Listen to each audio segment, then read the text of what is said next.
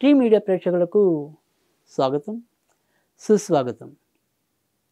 ఈరోజు మరి ప్రశ్న మీది జవాబు నాది కార్యక్రమంలో ఈరోజు మరి మనకి ఏ ఏ సందేహాలు వచ్చాయి, ఆ సందేహాలు మనము ఏ రకంగా నివృత్తి చేయాలి అనే దాని మీద దృష్టి పెడదాం.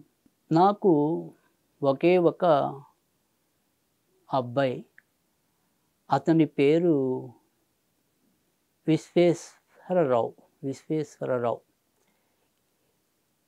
ఇతను గత కొద్ది నెలలుగా ఈ బెట్టింగ్ల ద్వారా ఇంచుమించుగా ₹1 కోటి నష్టపరిచాడు.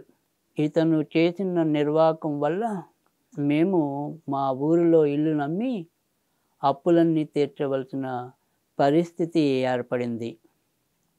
ఇంత జరిగినా కూడా అతనిలో పెద్దగా మార్పు రాలేదు.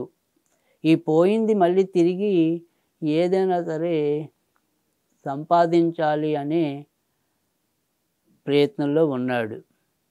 అతన్ని మనము ఈ రకమైన దాని నుంచి బయటపడగలిగే పరిహారం ఏదైనా ఉందా అని అడుగుతున్నారు. నిజమే, పాపం ఈయనది చాలా పెద్ద ఆవేదనగానే చెప్పవలసి ఉంటుంది. ఎందుకంటే మనం ఇటీవల కాలంలో కొన్ని వార్తలు వింటున్నాం. ఇలా ఈ బెట్టింగ్ యాప్ల వల్ల కానీ, తర్వాత మరి లోన్ యాప్ల ద్వారా కానీ ఈ యువతరం మరి వాటి బారిన పడి సర్వాన్ని కోల్పోవటం, వాళ్ళు కోల్పోవటమే కాకుండా మన ఇంటిల్లపాది కుటుంబం కూడా మరి బయటికి వచ్చేలాగా వీళ్ళు ప్రవర్తిస్తున్నారు. వీరి యొక్క వ్యసనంలో మునిగి తేలుతున్నారు. మరి ఇటీవల కూడా మనం విని ఉన్నాము, ఇలాంటి పరిస్థితుల్లో కొంతమంది మరి యావత్ కుటుంబం కూడా ఆత్మహత్య చేసుకుంది అని కూడా మనం తెలుసుకుని ఉన్నాం. అయితే నాకు ఎప్పుడు కూడా అనిపిస్తూ ఉంటుంది, నిజానికి మనం కనుక కొన్ని ఏళ్ల కిందట చూసినట్టయితే అప్పట్లో మనందరికీ కొంత పాతకాలం వాళ్ళకి తెలిసే ఉంటుంది. ఒక 40 ఏళ్ళ కిందట అలాగ చూసినప్పుడు, ఇంచుమించు 35-40 ఏళ్ళ కిందట చూసినప్పుడైతే కనుక మన ప్రభుత్వం కూడా ఈ భాగ్యలక్ష్మి లాటరీ అని చెప్పి అప్పట్లో నిర్వహిస్తూ ఉండేది కదా. అయితే తర్వాత ఈ జోదము ఇలాంటివనేది ఎప్పుడు కూడా మనకి శ్రేయస్కరం కాదు అని చెప్పి, తర్వాత మరి వీటి వల్ల అనేక మంది అనేక రకాలుగా నష్టాల పాలు అవుతున్నారు అని చెప్పి ప్రభుత్వం తర్వాత మన యొక్క దేశంలో, ముఖ్యంగా మన తెలుగు రాష్ట్రాల్లో ఈ లాటరీని నిషేధించడం అనేది కూడా జరిగింది.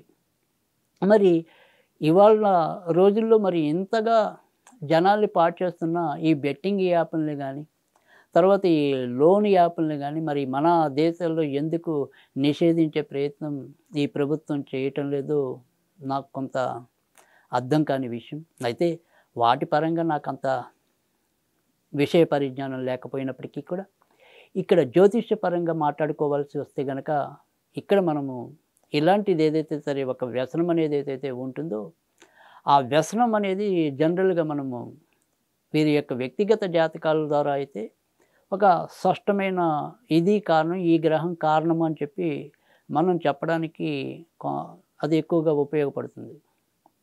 సాధారణంగా వచ్చేప్పటికి ఏంటంటే, ఏదైనా సరే ఈ జలరాశులు అంటే ముఖ్యంగా ఈ మీనరాశి కానీ, కర్కాటక రాశి కానీ, ఈ వృశ్చిక రాశి కానీ, ఇలా జలరాశుల్లో ఏవైనా సరే కొంత ఈ కుజుడు, శని ఇలాంటి దుష్టగ్రహాలు ఉన్నప్పుడు ఒక్కోసారి వ్యసనాల బారిన పడే అవకాశాలు ఎక్కువగా ఉండటం అనేది అయితే ఉంటుంది. అలాగే ఒక్కోసారి ఈ రాహు అనే గ్రహం వల్ల కూడా, ముఖ్యంగా ఈ రాహు అనేవాడు ఎప్పుడు కూడా మనకి మయసభ లాంటిది.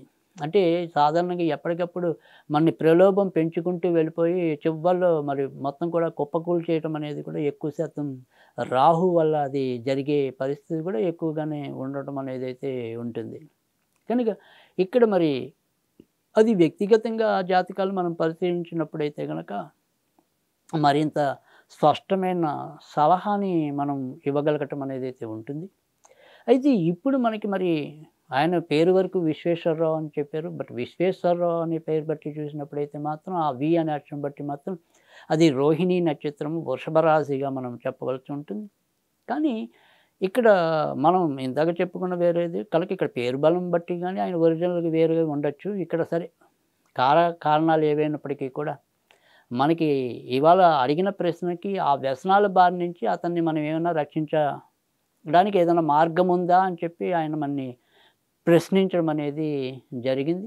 కనుక ఆ ప్రశ్నకి మనం ఎంతవరకు సమాధానం ఇవ్వాలి అనేది గనక ఆలోచించినట్టయితే ఇక్కడ ఇటు ఏదైనప్పటికీ కూడా ఈ దుష్టగ్రహాల బారి నుంచి లేదా ఈ దుర్వ్యసనాల బారి నుంచి మనని కొంతవరకు ఈ ఆంజనేయుడు బయట పెట్టడానికి అవకాశం అయితే ఉంటుంది.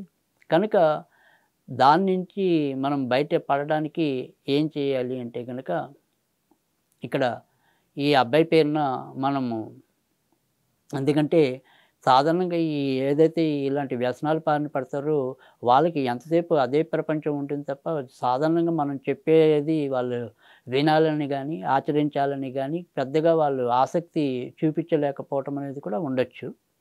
సరే ఎప్పుడైనా సరే ఆ కర్త ఎవరు ఉంటారో ఆ కర్త చేసుకున్నప్పుడు మరింత మంచి జరుగుతుంది. సరే కర్త తరపున ఏదైనా సరే మన పెద్దవాళ్ళంగా ఇటు నాన్నగారు గానీ, అమ్మగారు గానీ మరి ఏదైనా సరే ఒక పరిష్కారం గనక కోరుకుంటే అతని తరపున మరి మనం చేయవలసిన పరిస్థితి ఉంటుంది కనుక ఇక్కడ అటు మరి అమ్మగారు కానీ నాన్నగారు కానీ ఇప్పుడు నేను చెప్పబోయేది ఏదైతే ఉంటుందో దీన్ని రోజుకి అది వాళ్ళ ఇష్టం.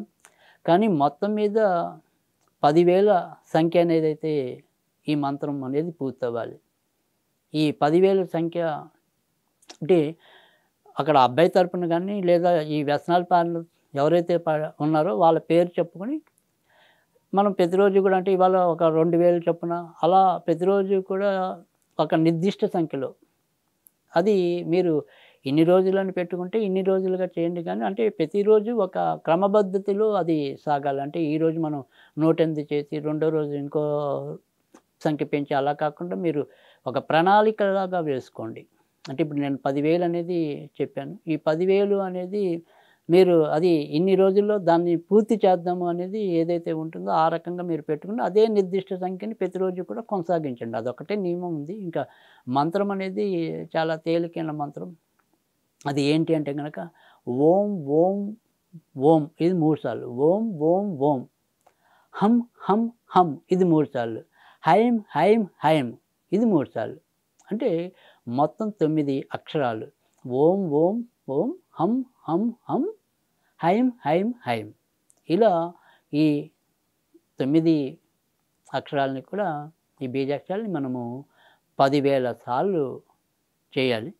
ఈ 10,000 సార్లు అయిపోయాక ఈ అబ్బాయికి మనం పెట్టే అన్నం కానీ టిఫిన్ కానీ ఏది ఉంటే అది దాన్ని మనం ఒకసారి పట్టుకుని మనసులో ఆంజనేయుడిని స్మరించి ఈ మంత్రాన్ని మళ్ళీ మరొక 11 సార్లు చదివితే చాలు.